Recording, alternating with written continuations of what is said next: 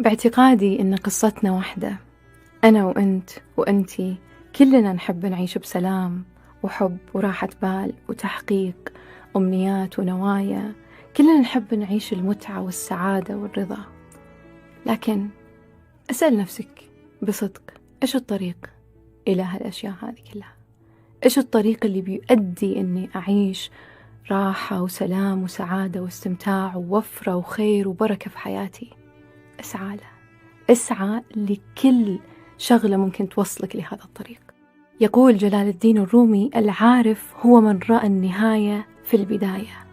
يمكن أغرب شيء بشخصيتي أني أتفاءل كثير في النهايات، لأني أعرف أن ما في عتمة دائمة وأبدية، ما في ظلام مستمر ولا خسارة كاملة.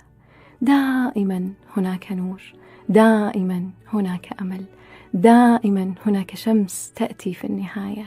ونهاية قصة يعني بداية فصل جديد وحكاية جديدة في حياتك، بل وفرصة حقيقية وذهبية لكتابة قصة أفضل واختيار أكثر نضج وأكثر وعي.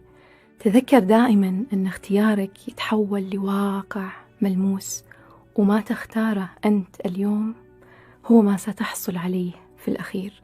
استمرارك في ذات القصة المؤلمة هو باختصار وببساطة اختيار. كل يوم وكل ثانية، كل نفس هو فرصة لكتابة قصة جديدة.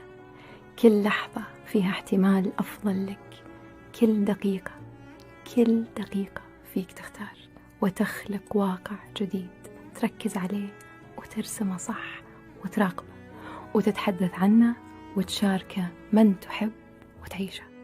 هذا لا يعني إنكار الواقع، ولا يعني تجاهل مشاكلك الخاصة، ولا يعني أني ما أتعامل مع الأمور اللي أحتاج أني أتعامل معاها، ولا يعني كمان أني أعيش وهم أو أوهم نفسي أني عايش قصة وعايش حياة وواقع غير حقيقي. حياتنا اليوم قد تكون فيها بعض المشاكل أو بعض العوائق أو بعض حتى التحديات، لكن أركز كيف أتعامل مع المشكلة، كيف أحلها، مش أني أعيشها.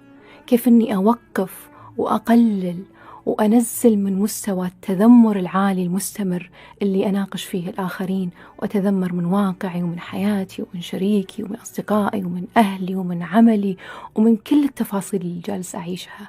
لو كنت تذمر بنسبة 100%، حاول تخففها، حاول تنزلها إلى أن تصل إلى 20 أو 10% من النسبة الكبيرة اللي تغطي حياتك بالكامل. دائما تعامل مع الأمور بالتخفيف من الأهمية، لا تضخم الأمور، لا تعيش بداخل المشكلة، لا تعيش بداخل القصة المؤلمة. اطلع منها وارجع شوي وتعامل معاها بوعي. كثير اليوم من الناس يعيشون في المشكلة وياخذونك للمشكلة بدلا من أن يركزون على الحلول، يركزون على القصة والمشكلة ذاتها. ساعد نفسك بصدق في أن توصل للحل اللي يساعدك أنك تتشافى وتخلق قصة جديدة وواقع جديد تعيشه بسلام. دايما حط ببالك أن الخيار خيارك. في ناس اليوم عايشة بنفس البيت، ولكن في شخص سعيد وشخص تعيس.